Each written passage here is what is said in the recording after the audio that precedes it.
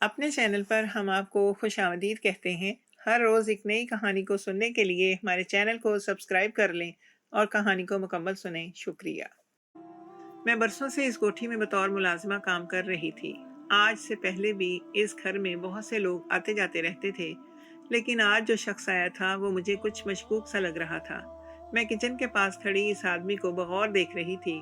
वो काफ़ी बेचैनी से शायद किसी का इंतज़ार कर रहा था, लेकिन मैं इस बात से नावाकिफ़ थी कि वो किस लिए यहाँ पर आया है।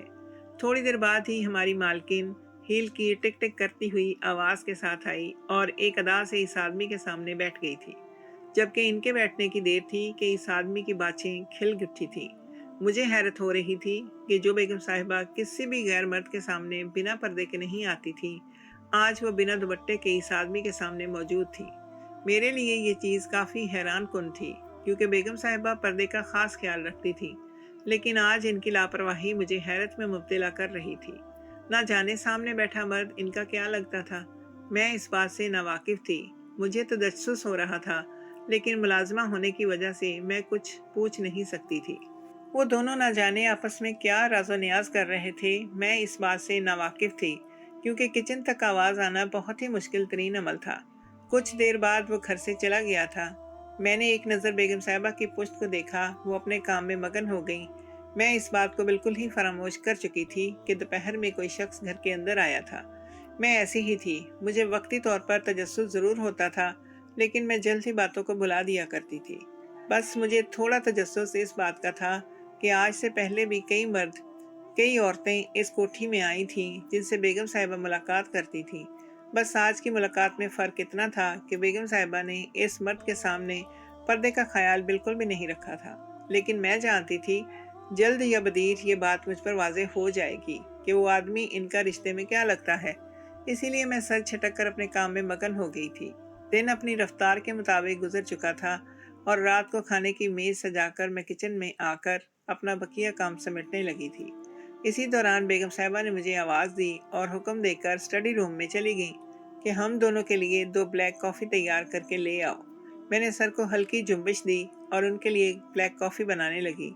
थोड़ी देर बाद जब मैं ब्लैक कॉफ़ी तैयार करके स्टडी रूम की तरफ बढ़ी, तो वहाँ जाते ही जो आवाज़ मेरे कान में टकराई वो मुझे हैरान कर गई। अंदर से साहिब जी की आवाज़ मुझे सुनाई दे रही थी, साफ, कि मुझे और कितना इंतज़ार करना पड़ेगा। तुम और वो आदमी मुझे सिर्फ और सिर्फ दिलासे दे रहे हो। वो बच्ची मुझे किसी भी सूरत चाहिए। मैं इसके साथ कुछ हसीन पल गुजारना चाहता हूँ। तुमने बहुत हरबे आजमा लिए हैं। मुझे नहीं लगता वो आदमी मुझे अपनी बेटी देगा। जबकि अंदर मौजूद बेगम साहिबा अपने शौहर को समझा रही थी कि नहीं नहीं, आप बेफिक्र रहें, मैंने इसको अपने जाल में फंसा लिया है। वो हर हाल में अपनी बेटी आपके हवाले कर देगा, ताकि मैं इसको कुछ देर के लिए सुकून बख्श दूँ। मैं आपके लिए इतना तो कर ही सकती हैं। जबकि साहब जी खबासत से कहका लगाते हुए कहने लगे, बेफिक्र रहो, अगर उसने अपनी बेटी हमें आसानी से नहीं दी तो हम इस पर केस कर देंगे और आज इस पर इतना भारी चार्ज लगवाएंगे कि वो और उसकी 7 नस्लें हमसे पनाह मांगेंगी। ये बो, ये बोलकर दोनों ही बेसाख्ता कहकहा लगाने लगे। मैंने एक झुरझुरी सी ली और स्टडी रूम में दाखिल हो गई। दोनों मुझे देखकर यकदम ही सटपटा कर खामोश हो गए थे, जबकि बेगम साहिबा मुझे डांटने लगी थी कि अंदर आने से पहले दरवाजे को दस्तक देनी चाहिए थी। ये अदब व आदाब सीख लो, नहीं तो तुम्हें इस नौकरी से हाथ धोना पड़ जाएंगे। जबकि मैंने खामोशी से इनसे माफ़ी मांगी और वो कप वहाँ रखकर बाहर निकल आई। बाहर आते ही मैंने एक गहरी सांस हवा के सुपुर्द की थी, जबकि मैं हैरान थी कि ये दोनों किस छोटी बच्ची की बात कर रहे थे। इनकी बातों से ये बात तो वाज़ेह हो चुकी थी कि जो भी आदमी आज आया था वो इसकी ही बेटी थी और इसके साथ बहुत बुरा होने वाला था।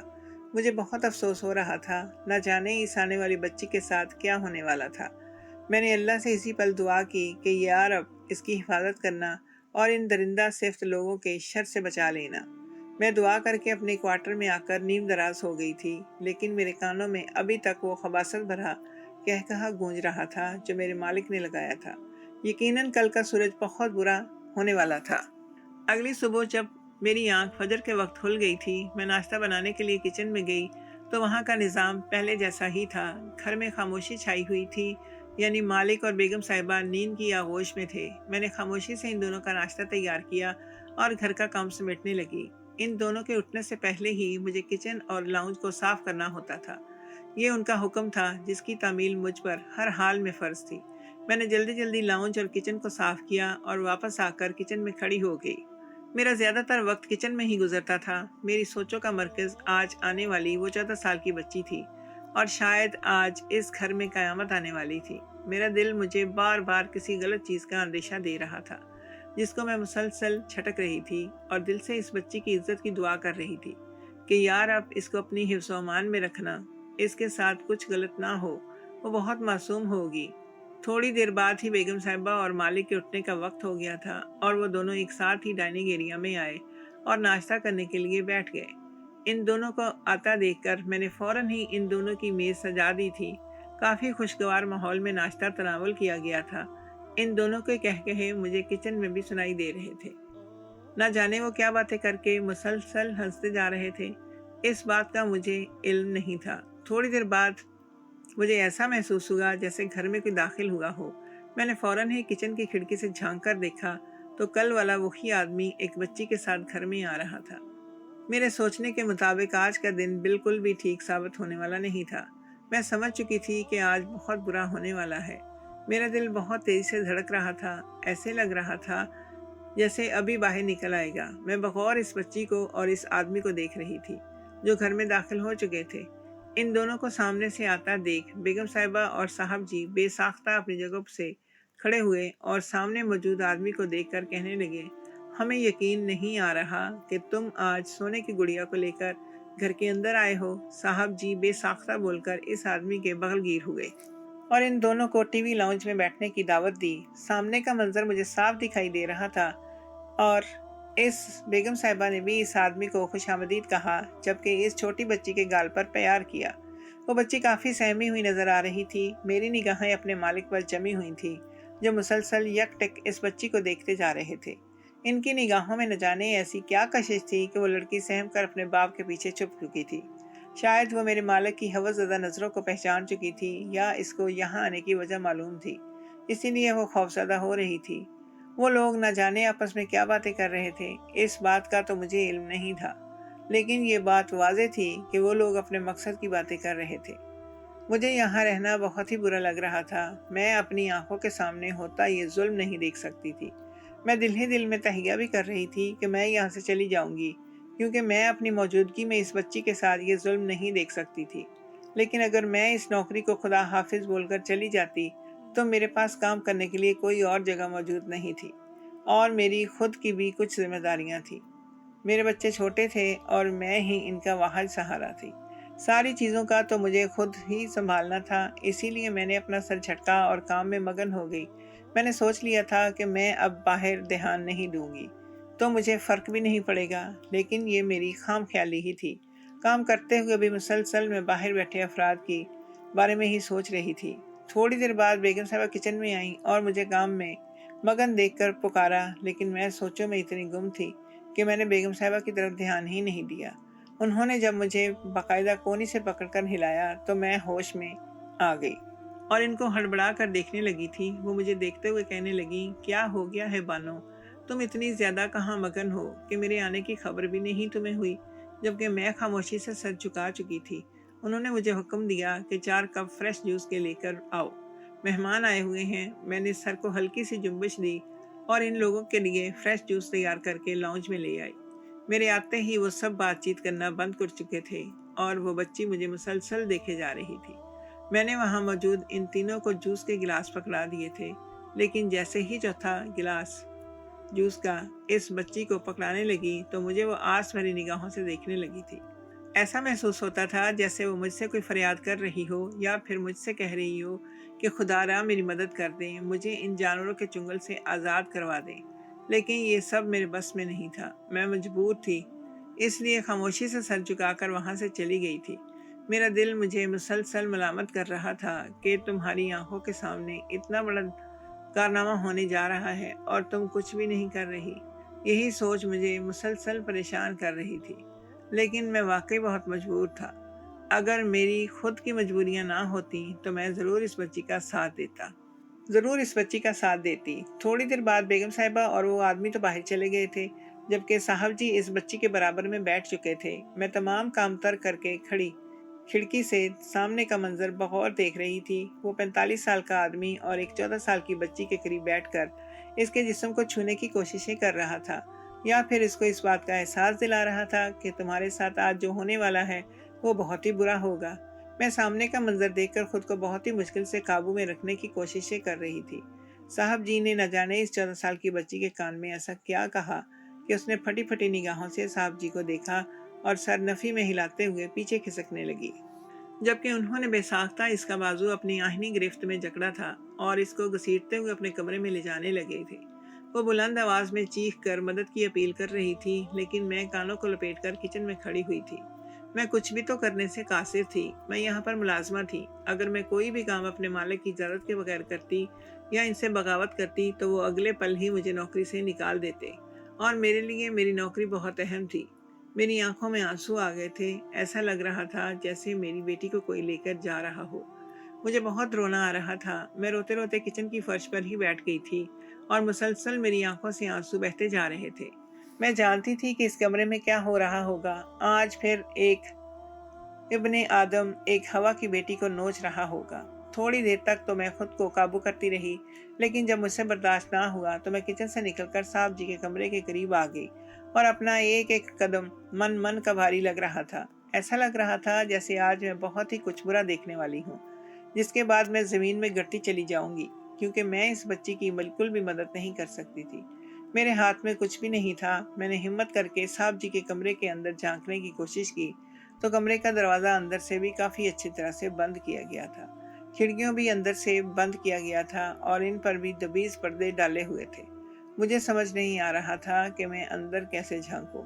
बेसाख्ता मेरी निगाह पीछे वाली खिड़की की तरफ गई थी, जहां पर पर्दा मौजूद नहीं था। मैंने हिम्मत करके इस तरफ कदम बढ़ाए और जैसे ही मैंने पर्दे को हटाकर अंदर झांकने की कोशिश की तो मेरे कदमों तले से ज़मीन निकल गई। अंदर काफ़ी अंधेरा हो रहा था, लेकिन जब मैंने गौर करके देखने की कोशिश की तो सामने का मंजर मेरे सामने आया था। मुझे समझ नहीं आ रहा था कि ये आदमी इस बच्ची के साथ ऐसा सलूक क्यों कर रहा है। जो मंजर मैं नीचे देख चुकी थी, इसके बाद तो मेरे सोचने के मुताबिक यहाँ पर वही काम होना चाहिए था, लेकिन यहाँ पर ऐसा कुछ नहीं हो रहा था, बल्कि वो आदमी तो बच्ची के साथ। मैं सामने का मंजर देखकर काफ़ी परेशान हो गई थी और नीचे आकर बैठ गई थी। मुझे समझ नहीं आ रहा था कि ये लोग आपस में रिश्तेदार हैं या फिर कुछ और, क्योंकि कल बेगम साहिबा का इस आदमी के सामने बिना पर्दे के बैठना और आज ऊपर का तमाशा देखकर मेरे कदमों तले से ज़मीन निकल गई थी। मैं कुछ सोचकर घर से बाहर आई और बेगम साहिबा को तलाश करने लगी। क्या पता बेगम साहिबा को देखने के बाद सारा राज मुझ पर खुल जाए, क्योंकि कहानी के दो रुख होते थे और सिर्फ एक रुख मुझे दिखाई दे रहा था। मैं बदगुमान होना नहीं चाहती थी, इसीलिए मैं सच का पता लगाना हर हाल में चाहती थी। मुझे जहाँ तक मालूम था, अक्सर औकात बेगम साहिबा एक करीबी रेस्टोरेंट में जाती थी जो इनका पसंदीदा था। मैंने एक दो दफ़ा वहाँ जाकर चेक करना चाहा, क्या पता वो दोनों वहाँ पर ही गए हों। मैं यही सोचकर इस रेस्टोरेंट में दाखिल हुई तो मेरे सोचने के बिल्कुल ठीक मुताबिक वो अपनी मखसूस जगह पर ही बैठी हुई थी और सामने ही वो आदमी इनकी आंखों में देखकर मुस्कुरा रहा था। मैं चलती हुई इन दोनों की टेबल के करीब कदरे बैठ गई थी ताकि इन दोनों की बातों को आराम से सुन सकूं। मेरे कान उनकी टेबल के पास ही लगे हुए थे। मैंने खुद को इस तरीके से कवर किया हुआ था कि अगर मैं इनकी निगाहों में आ भी गई तो बेगम साहिबा मुझे पहचान नहीं पाएंगी। मुझे बैठे अभी कुछ ही देर हुई थी कि बेगम साहिबा इस आदमी को देखते हुए कहने लगी कि मुझसे तुम्हारी दूरी बर्दाश्त नहीं हो पाती। तुम जानते हो ना मैंने कितने साल इंतज़ार किया है इस मौके का। इस बुड्ढे को तो मैंने बहुत मुश्किल से बर्दाश्त किया है। इसको हमेशा ही एक लालच दी है कि वो तुम्हारी बेटी के साथ वक्त गुजार लेगा। तुम्हारी बेटी को हम इसके हवाले कर देंगे। ना जाने तुम्हारी बेटी के साथ वो क्या करना चाहता है। मैं इस बात से नावाकिफ हूँ, लेकिन अगर उसने तुम्हारी बेटी के साथ कोई ज़बरदस्ती की तो तुम भी बदले में मेरे साथ ज़बरदस्ती कर लेना और साफ सुथरे तरीके से इसे बोल देना कि जब तुमने मेरी बेटी के साथ जिना किया तो मैंने भी तुम्हारी बेटी के साथ जिना कर लिया है। इसमें कोई हर्ज नहीं है। अपनी मालकन के मुंह से ऐसी बातें सुनकर मेरे 14 तबक रोशन हो गए थे। वो अपने शौहर के सामने इस तरीके से पेश आती थी कि वो इनके महबूब शौहर हैं, लेकिन जिस तरीके से बात करती थी, गुफ्तगू करती थी, इस वक्त इनका था یہ بات بتانے کے لیے کافی تھا کہ وہ اپنے شوہر کو دھوکہ دے رہی تھی، جبکہ وہ آدمی بھی اس عورت کی بات پر تائیدی انداز میں سر ہلاتے ہوئے کہنے لگا، جبھی تو میں نے تنہائی میں ان دونوں کو چھوڑا ہے تاکہ تمہارا شوہر میری بیٹی کی خوبصورتی کے سامنے گھائل ہو جائے اور اس کے ساتھ وہ سب کچھ کر لے جو ہم دونوں کب سے کرتے آ رہے ہیں۔ ایک دن وہ بڈھا اس دنیا سے چلا جائے گا اور ہم دونوں ایک بہترین زندگی ایک ساتھ گزاریں گے۔ جبکہ جو منظر میں گھر کا دیکھ کر آئی تھی وہ یہ بتانے کے لیے کافی تھا کہ میرے صاحب جی بیگم صاحبہ کے ساتھ تو مخلص تھے، لیکن بیگم صاحبہ صاحب جی کے ساتھ مخلص ہرگز نہیں تھی، کیونکہ جب میں نے اس پردے کو ہٹا کر اندر جھانکا تو کمرے میں قدرے اندھیرا تھا، لیکن جب میں نے غور کیا تو صاحب جی بیڈ کے قریب بیٹھے ہوئے تھے۔ انہوں نے کچھ کھلونوں کو چلایا ہوا تھا جس کی روشنی کمرے میں پھیل رہی تھی، اور ان کے قریب بیٹھی وہ 14 سال کی بچی کافی خوش نظر آ رہی تھی، اور صاحب جی شفقت برا ہاتھ اس کے سر پر رکھ رہے تھے۔ ان دونوں کی باتیں بھی مجھے ابھی تک یاد تھی۔ وہ اس بچی کو دیکھتے ہوئے کہہ رہے تھے کہ اللہ تعالیٰ نے مجھے اولاد کی نعمت سے نہیں نوازا، لیکن میں جب بھی تمہیں دیکھتا ہوں تو تم میں مجھے اپنی ہی بیٹی نظر آتی ہے۔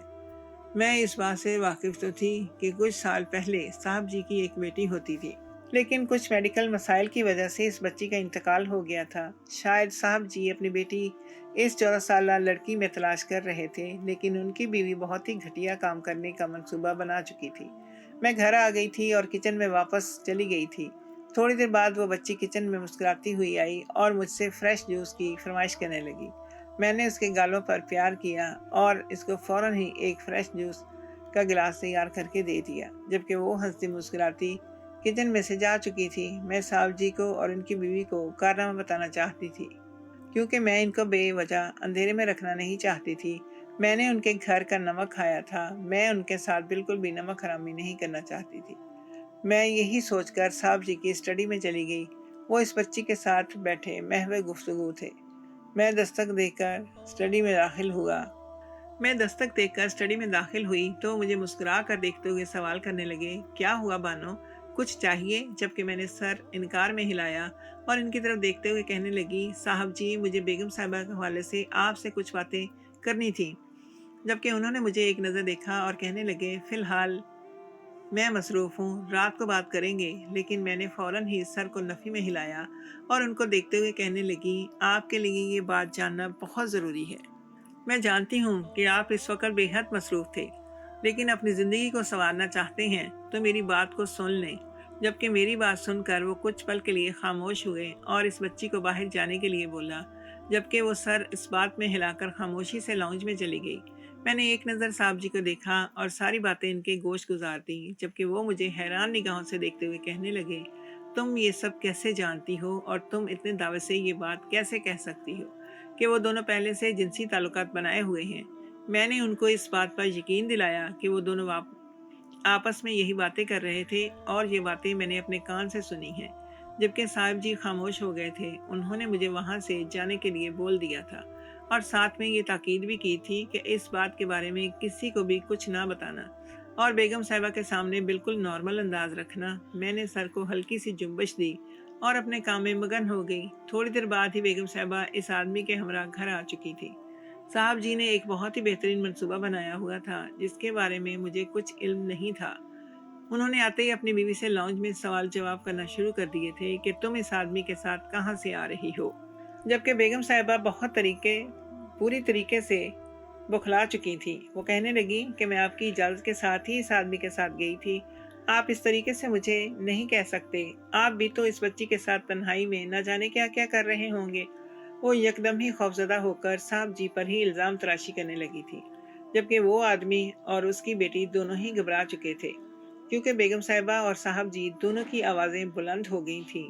صاحب جی نے ایک نظر بیگم صاحبہ کو دیکھا اور ان سے سوال کیا، تو تم نے اس آدمی کے ساتھ زناکاری کی ہے؟ جبکہ وہ بے ساختہ سر نفی میں ہلاتے ہوئے کہنے لگی، ہرگز نہیں، آپ کو یہ کس نے کہہ دیا؟ جبکہ انہوں نے میری طرف ایک دفعہ دیکھا اور خاموش ہو گئے۔ میرا دل بہت تیزی سے دھڑکا تھا، ایسا لگا تھا کہ اب میں گئی کام سے۔ جو بات میں نے صاحب جی کو بتائی ہے وہ سب کے سامنے بول دیں گے اور بیگم صاحبہ مجھے قتل کر دیں گی، لیکن انہوں نے میری بات کا پردہ رکھا تھا اور الٹا ان پر ہی چڑھ دوڑے تھے۔ تو پھر میرے اس سوال پر تم اتنا بوکھلا کیوں گئی ہو؟ میرے سامنے ہی تو تم باہر گئی تھی، تو پھر تم निडर अंदाज में कहती कि मैं आपकी इजाज़त से गई थी। तुम्हारा बौखलाना इस बात की गवाही दे रहा है कि दाल में कुछ काला है। ज़रूर। जबकि बेगम साहिबा साहब जी के करीब होकर इनको कुछ समझाना चाहती थी, लेकिन उन्होंने हाथ से इन्हें अपने करीब आने से रोक दिया था और बिना कुछ सोचे समझे बेसाख्ता लाउंज में खड़े होकर उन्हें तलाक दे दी थी। ये अमल काफ़ी हैरान कुन था। मैंने तसव्वुर भी नहीं किया था कि साहब जी अपनी इतनी सालों की शादी को चंद पल में ख़त्म कर देंगे। बेगम साहिबा निडाल होकर सोफे पर गिर चुकी थी। ऐसा लगता था जैसे इनसे रियासत छीन ली गई हो। मैं उनके चेहरे पर तकलीफ दे आसार ढूंढ रही थी, जबकि वो आदमी खबासत से मुस्कुरा रहा था। साहब जी ने इस आदमी की तरफ देखा और कहने लगे, तुम जैसे बदबख्त इंसान को तो मर जाना चाहिए, जो अपने मफाद की खातिर अपनी 14 साल बेटी को किसी गैर मर्द के साथ छोड़कर चला गया था। मुझे शर्म आती है कि तुम मेरे कज़न हो, दफ़ा हो जाओ। इस औरत के साथ दोबारा कभी अपनी शक्ल मुझे मत दिखाना। लेकिन मैं इस बात से नावाकिफ थी कि लोग आपस में कज़न हैं। वो आदमी ज़बरदस्ती बेगम साहिबा को वहाँ से ले गया था, जबकि मैं हैरान और परेशान किचन के पास खड़ी रह गई थी। मैंने हरगिज़ ऐसा नहीं चाहा था कि साहब जी बेगम साहिबा को तलाक ही दे दें। मैं दिल ही दिल में मलाल कर रही थी। मैं बस इतना चाहती थी कि वो इनको इस गलत काम से रोक लें। तभी मैंने उनको इस बात के बारे में बता दिया था। लेकिन साहब जी ने मेरी ये गलतफहमी दूर कर दी थी कि उन्होंने तलाक मेरी वजह से दी थी, बल्कि उनका कहना था कि वो कुछ रोज़ से अपनी बीवी के चाल चलन देख रहे थे। उन्हें इस बात का अंदाज़ा हो गया था कि इनकी बीवी इनको धोखा दे रही है। और उस दिन जब मैंने साहब जी को ये बात बताई तो वो इस बात पर ईमान ले आए थे और उन्होंने अपनी बीवी को तलाक दे दी थी, जबकि इस 14 साल बच्ची को उन्होंने कोर्ट के ज़रिए अडॉप्ट कर लिया था और मुझे बतौर आया इसके लिए मुंतखब कर लिया था।